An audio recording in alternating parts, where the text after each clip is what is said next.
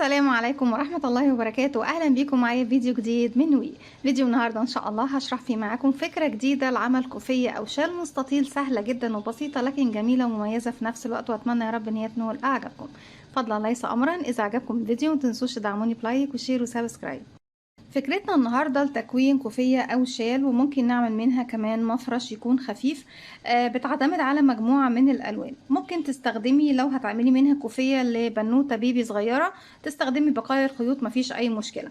هستخدم اللون الأبيض لون للقاعدة، قاعدة الشال أو الكوفية، وهستخدم مجموعة من الألوان من درجات، يعني لون واحد احنا زي ما احنا شايفين. دول هيدوني تدريجات معينة للون الكشمير، طبعا باختلاف ان ده فوشيا شوية. هستخدم معاكم خيط صوف متوسط السمك، ده بيكون سمك الخيط رقم 4 مع إبرة رقم 3.5 مليمتر، ده بالنسبة للإبر الستانلس العادية، أما بالنسبة لكلافر هتكون 3.75 من المية. بسم الله الرحمن الرحيم. في البداية أول حاجة ببتدي أعملها بسم الله، بسيب مسافة من الخيط وبعد كده ببتدي ألف الخيط حلقة على الهواء. بدخل بالإبرة داخل الحلقة، ألف الخيط وأسحب الخيط بتاعي من الحلقة. طرف الخيط بشده بقى في عقدة البداية. الكوفية بتاعتنا او الشال بيعتمد على مجموعة من الشرائط، وبعد كده احنا بنشبك الشرايط دي مع بعضها. يعني في البداية الخطوة اللي هشتغلها دلوقتي، انت بتكوني من كل لون شريطة او شريط بتوصلي بيه لطول الكوفية او لعرض الشال بالكامل. وطبعا بالنسبة للكوفية هي بتكون طولها، اما بالنسبة للشال اللي بيتلف حوالين الاكتاف بيكون العرض يا بنات. ابتدي اكون الخطوة دي ان برتفع بسم الله، الف الخيط واخرج من الحلقة اللي عندي على الابرة كده 1 2 3 سلسلة. بالشكل ده معايا 3 سلاسل، هسيب 1 2 واروح للسلسلة الاولى. وطبعا السلاسل الثلاثة دول بعتبرهم غرزة عمود بلفة. هكمل داخل السلسلة الاولى كمان 4 غرزة عمود بلفة. طيب ازاي بشتغل العمود بلفة؟ بيكون عندي على الابرة حلقة، بلف الخيط لفة واحدة بقى معايا حلقتين. هنسيب بقى 1 2 وفي الغرزة رقم 3 بدخل هسحب الخيط وهخرج معايا على الابره 3 حلقات، بلف الخيط وبخرج من حلقتين، اتبقوا 2 هلف الخيط واخرج منه. يبقى هعتبر نفسي كده اشتغلت عمود 2 تاني في نفس الفراغ الاول، 3 تاني مره في نفس الفراغ، 4 كمان مره في نفس الفراغ. يبقى 5 عمود بلفه في بدايه السطر، وبعتبر ده السطر الاول بالنسبه لي زي ما احنا شايفين. 1 2 3 4 5 غرزة عمود بلفة. طيب السطر اللي جاي بشتغل 5 عمود بلفة بس مش لغاية اخرهم، بجمعهم كلهم من فوق بحلقة واحدة بس كأنهم غرزة كلاستر، او هي غرزة كلاستر يا بنات. برتفع بسم الله 1 2 هلف شغل الناحية التانية. السلسلتين دول بيكونوا فوق اول عمود، فخلاص مش هشتغل في الفراغ الاول تاني لاني اشتغلت خلاص فوقيه السلسلتين ومعايا الحلقة بتاعتهم.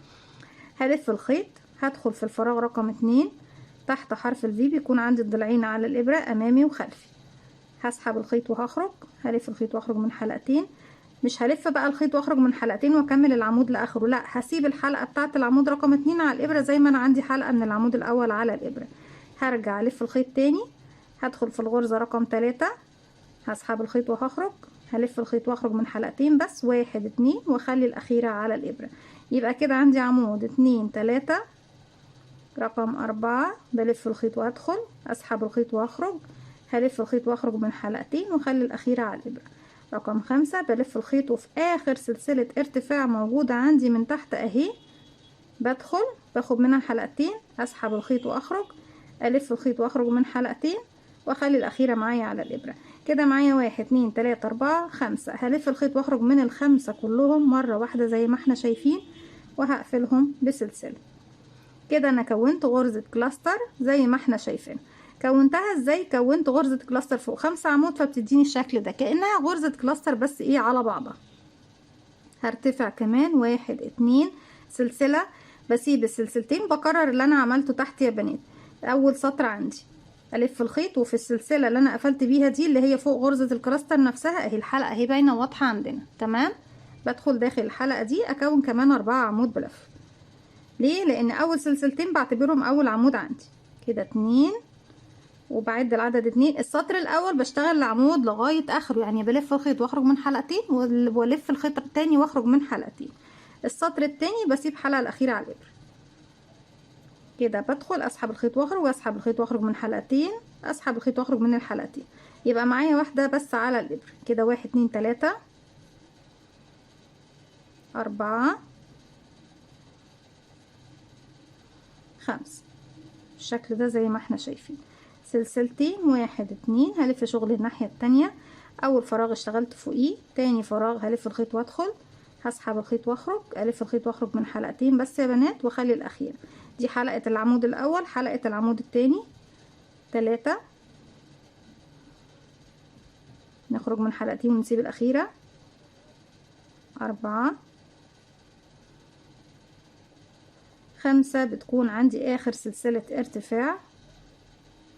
بظبط شغلي بالشكل ده عشان ايه اعرف اوصل لها.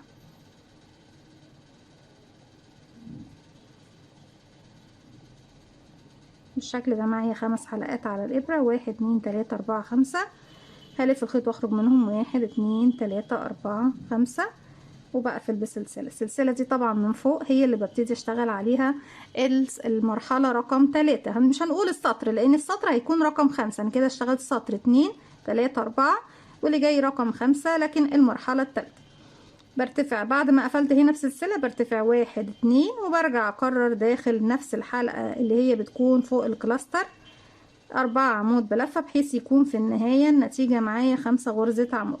السطر الأول بشتغل العمود لآخره، السطر التاني بشتغل العمود لنصه، وآخر حلقة من كل عمود بخليها معايا على الإبرة كده. 1 2 3 4 5، 1 2 سلسلة والف شغلي الناحية التانية، أول فراغ اشتغلت فوقيه، تاني فراغ بدخل واشتغل العمود لغاية نصه. يعني ايه لغاية نصه؟ يعني بسحب حلقتين واخلي الأخير كده. 2 3 4. بنات كتير مش هيشوفوا رقم 5 لان هي السلسلة رقم 2، اوعوا تنسوا مكانها يا بنات.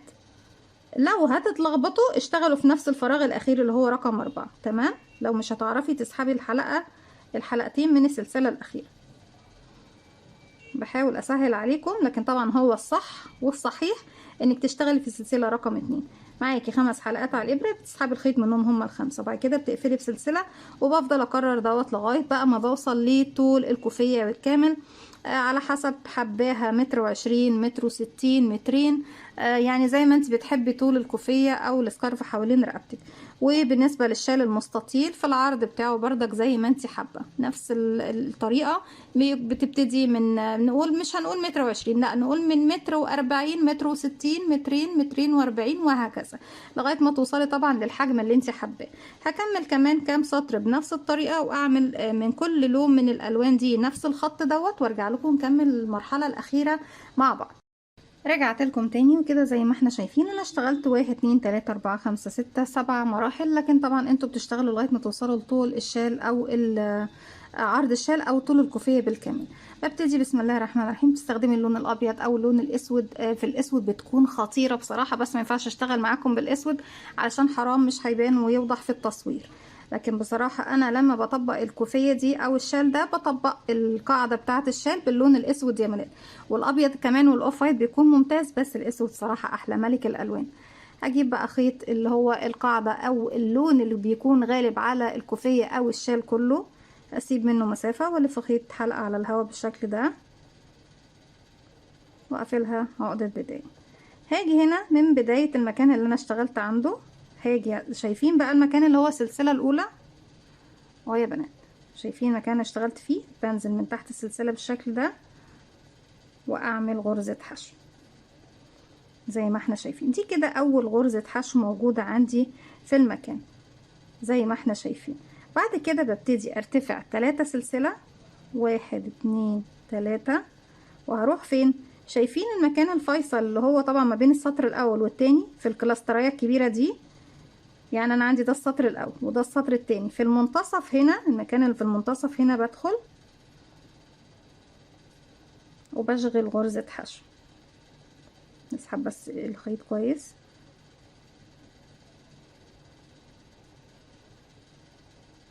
وبعمل غرزة حشو، تمام. ده بالنسبة لبداية الشال يا بنات. السطر الاول من الشال او الكوفية بتشغلي بالطريقة دي. هرجع 3 سلسلة، 1 2 3، ونروح فين؟ شايفين الجزء اللي هو ما بين الغرز السطرين الاولانيين والسطرين اللي بعديهم؟ بنزل في المكان ده اهو يا بنات، اهو واضح الفراغ ده بدخل فيه، هسحب الخيط وهخرج معايا على الابره حلقتين، بلف الخيط واخرج منهم بغرزه حشو. تمام. 3 سلاسل، 1 2 3. عرفنا خلاص بالنسبه للشكل اللي هو شكل غرزه الكلاستر. باجي في المنتصف هنا ما بين الجزء ده والجزء ده، هدخل واعمل غرزه حشو. 3 سلسله، 1 2 3. الجزء اللي هو ما بين بقى السطرين والسطرين اللي بعدهم بدخل في الفراغ اللي في المنتصف ده اهو، واشغل حشو. بكرر دوت لغاية ما بوصل لاخر واحدة عندي او اخر حبة كلاستر كبيرة مكونة من سطرين عندي. 3 سلاسل حشو في المنتصف هنا، 3 سلاسل حشو فين يا بنات؟ في مكان اللي هي ما بين السطرين والسطرين اللي بعديه. بكرر لغاية ما اوصل للنهاية وارجع لكم. وصلت خلاص لاخر حباية او اخر سطرين عندي. 1 2 3 سلسلة في منتصف الخط ده، بدخل واشغل غرزة حشو. 1 2 3 سلسلة. شايفين بقى قمة الشغل عندي هنا؟ انا طبعا المفروض كنت بقص الخيط بس لسه ما كملتش المقاس بتاعي، فبدخل بس دي كده بالنسبة لكم اخر واحدة. بدخل في قمة الوحدة واشغل غرزة حشو بس كده. كمان 5 سلسلة، 1 2 3 4 5، وفي نفس الفراغ كمان هشغل غرزة حشو زي ما احنا شايفين. وفي نهاية السطر بردك بشغل حشو 5 سلاسل وبشبك في اول غرزة حشو اشتغلتها.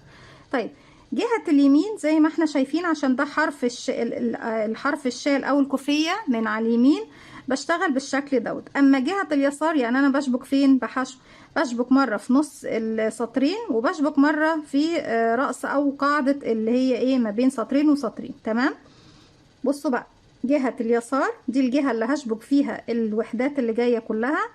المرة دي مش هرتفع 3 سلسلة واشبك في المنتصف، لا، هرتفع 9 سلسلة على طول. 1 2 3 4 5 6 7 8 9.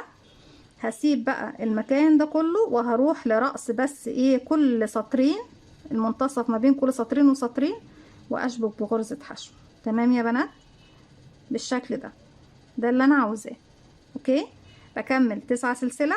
سطر خلاص بقى كله بيبقى 9 سلسلة. 1 2 3 4 5 6 7 8 9. واروح فين؟ واروح بسيب طبعا، مش باجي عند المنتصف، لا باجي هنا على طول ما بين السطرين والسطرين، وبدخل في الجزء اللي في المنتصف ده واشغل حشو. وبكرر دوت لغاية ما بوصل لنهاية السطر عندي. وبعتبر ده السطر اللي هي الجزء الوحدات دي بعتبرها سطر يا بنات. بكمل 9 حشو 9 حشو 9 حشو. فين المكان اللي بشغل فيه حشو؟ المكان اللي في المنتصف ما بين كل سطرين وسطرين. تمام يا بنات؟ هكمل وارجع لكم. في نهاية السطر زي ما احنا شايفين بيكون ده شكل شغلنا. اخر جزئية عندي 9 سلسلة. انا اخر مكان اشتغلته كان في المكان ده يا بنات اهو. 1 2 3 4 5 6 7 8 9. هروح فين؟ لأول مكان اللي هو قمة الشغل عندي، واشتغل غرزة حشو اللي هي رقم 2. دايما في الزوايا اللي فوق واللي هي تحت هنا بشتغل 2 حشو. حشو 5 سلاسل حشو. احنا كده اشتغلنا حشو في البداية وهنا حشو في النهاية. 1 2 3 4 5. وبدخل بقى في أول غرزة حشو اشتغلتها، شايفينها اهي. بدخل تحت حرف الفي عادي واقفل بغرزة منزلقة، اسحب غرزة منزلقة بالشكل ده. في النهاية بسحب الخيط واسيب 10 سنتي، وبعد كده بإبرة التنظيف ببتدي انضف الشغل ده ايه بإبرة التنظيف في النهاية خالص. طيب السطر اللي جاي بيكون ازاي؟ ده بالنسبة للسطر الاول اللي هو بيكون على حرف الشغل. وهنشغل بردك السطر الاخير اللي بيكون على حرف الشغل بنفس الطريقة. الجهة اللي بتكون ملاصقة ببتدي اشبك فيها، بيكون 9 حشو 9 حشو 9 حشو.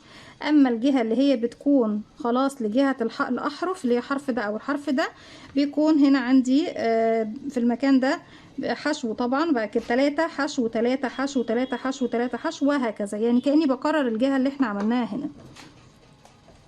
هبتدي بقى دلوقتي اجيب الخيط بقفله عقدة بداية، وهجيب بقى الوحدة اللي هبتدي اشبكها في اختها. من اول مكان عندي بدخل اعمل غرزة حشو، اسحب الخيط واخرج. انا كده كده يا بنات بصوا عشان تكونوا مركزين معايا، عندي على الابرة ايه حلقة صح تمام. هدخل مباشرة داخل المكان الفراغ اللي هشتغل فيه، اسحب الخيط واخرج معايا حلقتين، هلف الخيط واخرج بينهم بغرزة حشو كده خلاص. هبتدي بقى من المكان دوت اهو، ارتفع كام سلسلة. انا هنا في نص الشغل، مش في بداية الشغل ولا في نهاية الشغل. السطر ده او الشريط دوت في نص الشغل، يبقى 9 سلسلة. 9 سلسلة حشو، 9 سلسلة حشو، 9 سلسلة حشو. لكن هيكون في اختلاف في ال9 سلسلة هنا بردك، لاني انا كده خلاص ببتدي اشبك. يعني هتعملي ايه؟ هعمل 4 سلسلة من ال9، 1 2 3 4، يبقى كده نص الكمية تمام. وفي نص الكمية على اليسار، وفي غرزة دلوقتي هدخل اشبك فيها. بجيب بقى الخط اللي احنا اشتغلناه شايفينه من جهة ال9 سلاسل، ماليش علاقة بالمكان اللي فيه 3 سلاسل حشو، لا هاجي من عند ال9 سلاسل. هبتدي اعد يا بنات من تحت هنا. عندي فين بقى ال9؟ 1 2 3 4. من تحت الغرزة رقم 5 هدخل اهي، باخد منها حلقتين، بجيب الحلقة الامامية كده واخد الحلقتين اللي وراها واسحب الخيط من تحتهم. ومن تحت الحلقة اللي عندي على الإبرة بغرزة منزلقة، وطبعا ادتني هنا حلقة بمثابة سلسلة، يعني كده أنا كأني اشتغلت الفراغ رقم 5. بعد كده هرتفع كمان 4 سلسلة، 1 2 3 4. إذا أنا معايا لو عديت دلوقتي 1 2 3 4 5 6 7 8 9، يبقى عندي ال9 سلاسل. رقم 5 جت من إيه؟ لما سحبت بالمنزلقة ادتني الفراغ حرف الفي ده من فوق. طيب خلصت، هروح فين؟ هروح عند نص الشغل هنا ولا هروح هنا في المنتصف؟ ما بين كل مرحلة ومرحلة. المرحلة بعتبرها سطرين تمام عشان ما حدش يتلخبط معايا. ما بين كل كلاستر كبيرة وكلاستر اللي بعدها، المكان اللي في المنتصف ده هدخل واشغل غرزة حشو. تمام يا بنات اهو، المكانين دول عندي اهو مشبوكين في بعض بالشكل ده. ده حرف الشغل، وبكرر تاني حرف الشغل من هنا من اليمين او من اليسار بيكون بنفس الطريقة. 3 سلسلة حشو، 3 سلسلة حشو في المنتصف، 3 سلسلة حشو في منتصف الشغل، 3 سلسلة هنا في المنتصف ما بين كل وحدة ووحدة، وهكذا. دلوقتي كمان مفروض بنكمل 9 سلسلة، بس زي ما قلنا بقى بنقسمهم 4 في الاول، 1 2 3 4. هنروح فين؟ انا هنا اهو شغلي اهو واضح. المكان اللي المفروض هشبك فيه ده عند ال9 سلاسل التانيين. دي الوحدة دي كده الأولى خلاص شبكناها، الوحدة التانية هي المفروض بنشبك فيها خلاص. بعد بقى 1 2 3 4 رقم 5 اهي. 1 2 3 4 لا رقم 5 اهي. بدخل في منتصف رقم 5، هسحب الخيط واخرج كمان من الحلقة اللي عندي على الإبرة. 1 2 3 4. ارجع تاني للشريط اللي انا بشتغل فيه. ما بشتغلش في النص هنا يا بنات ما بين السطر ده والسطر ده، لا بشتغل بعد السطرين اللي بيكونوا مجمعين لي شكل كلاستر في المنتصف هنا ما بين المرحلة اللي دي والمرحلة اللي بعدها، غرزة حشو. تاني بكرر 4 سلسلة، 1 2 3 4. هروح بقى للمرحلة اللي بعدها، بعد 1 2 3 4 في رقم 5، باخد منها حلقتين واسحب من تحتها بغرزة منزلقة، ومن تحت الحلقة اللي على الإبرة، واربعة سلسلة كمان، 1 2 3 4. أعوذ بالله من الشيطان الرجيم، ما بحبش تلبيكة الخيط دي. وبعد كده الله أكبر الله أعظم والعزة والدوام لله الأذان. نكمل الجزئية دي ونفصل عشان الأذان والصلاة يا جماعة. بسيب بقى المكان ده كله، باجي في المنتصف هنا واقفل بغرزة حشو. بكرر دوت يا بنات لغاية ما بوصل لنهاية السطر بتاعي. بصوا طبعا كل ما هتبتدي تشتغلي اكتر كل ما هيبان معاكي الشغل اكتر. بكمل بقى بنفس الطريقه 4 سلسله، بشبك هنا بمنزلقه 4 سلسله، واجي هنا في القمه هنا في المنتصف حشو 4 سلسله منزلقه، 4 سلسله حشو، 4 سلسله منزلقه حشو، حشو منزلقه حشو. هنا بقى لما بوصل للنهايه هرجع لكم تاني بعد الصلاه ان شاء الله نكمل مع بعض. رجعت لكم تاني، وزي ما احنا شايفين كده بكون وصلت لفين، لاخر جزئيه اشتغلت بعد ما شبكت هنا بحشو 4 سلسله. هشبكهم فين؟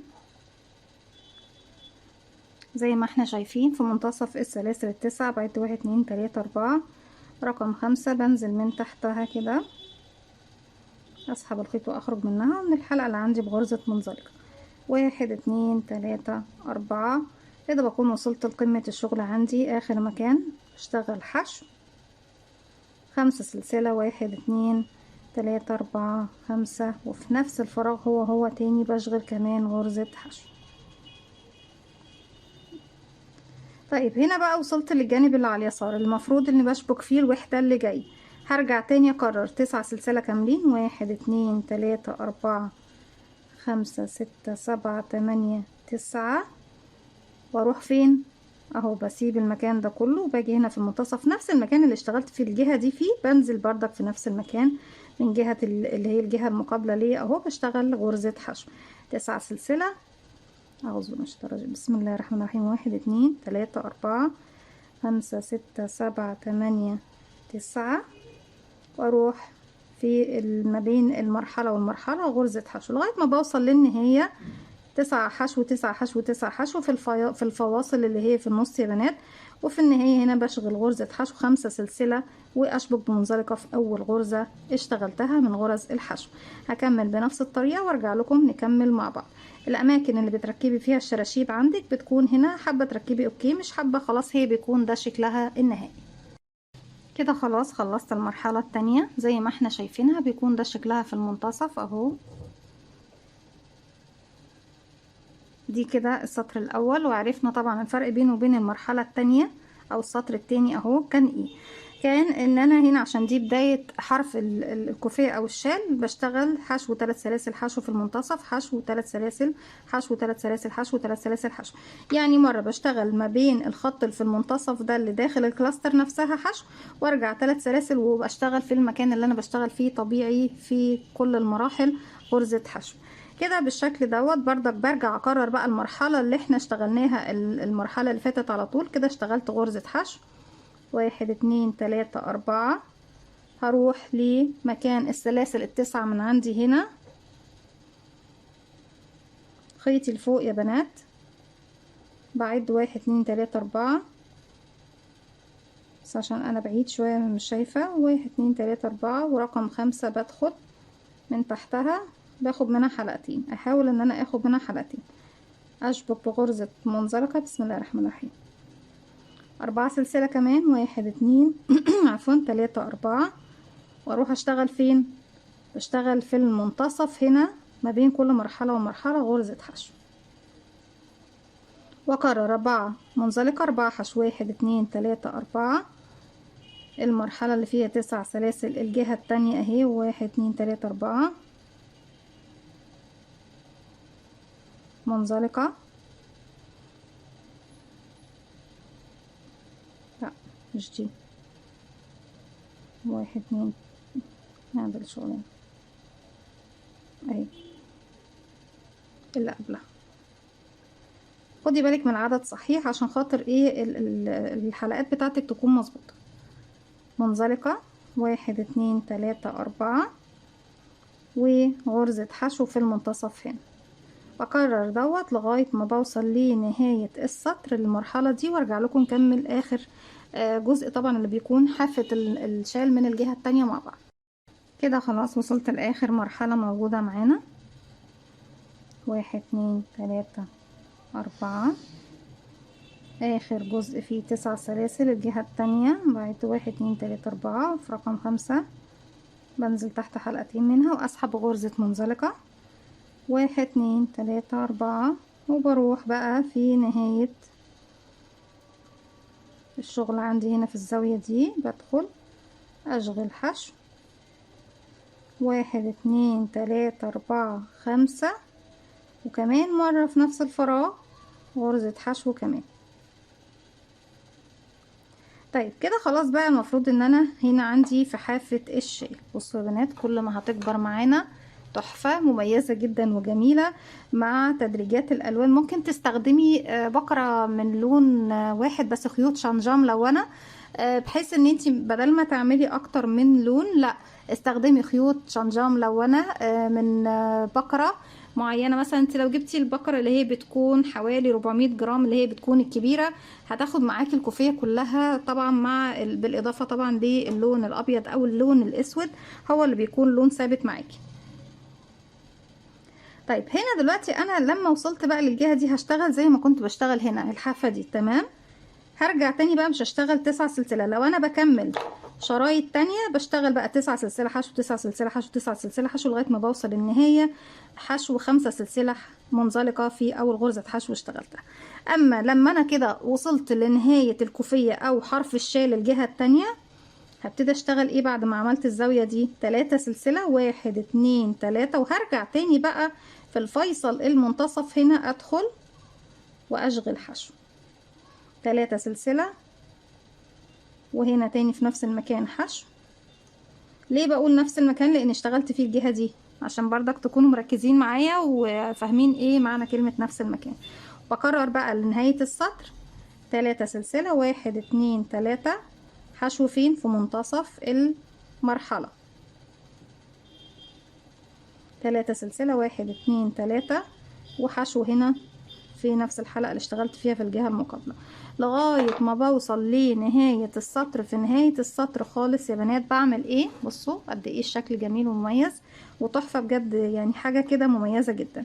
في النهاية هنا بشغل غرزة حشو، يعني 3 سلاسل، بشبك هنا حشو وارجع 3 سلاسل حشو في قمة الكلاستر، وارجع 5 سلسلة واشبك بغرزة منزلقة. وفي النهاية خالص بقى ببتدي اقص الخيط، وبإبرة التنظيف ببتدي انضف الخيوط بتاعتي كلها زي ما احنا شايفين. بصوا الحافة هنا بطريقة ال3 سلاسل حشو، والحافة هنا بردك بطريقة ال3 سلاسل حشو، اما في المنتصف 9 9 9 9 9 وهكذا. واحنا طبعا شفنا مع بعض. بكرر الخطوات دي لغاية ما بوصل لنهاية الكوفية او نهاية الشال. دي كانت فكرة الفيديو بتاعي النهاردة، اتمنى تكون سهلة وبسيطة عليكم وكمان تنول اعجابكم.